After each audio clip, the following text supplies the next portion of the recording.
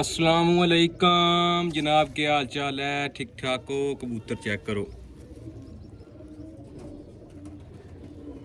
करोड़ा वाले ने, करोड़ा वाले समझ नहीं हो, जोड़े वाले ने, पत्ता बंद दूं मैं बिल्कुल।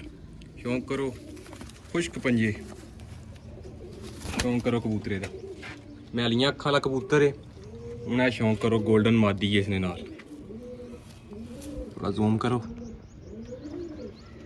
यह गोल्डन मादी होगी।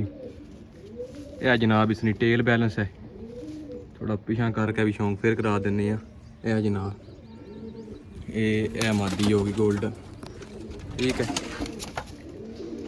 यह जोड़ा हो गया पहला 0349 81 32 012। शौक करो।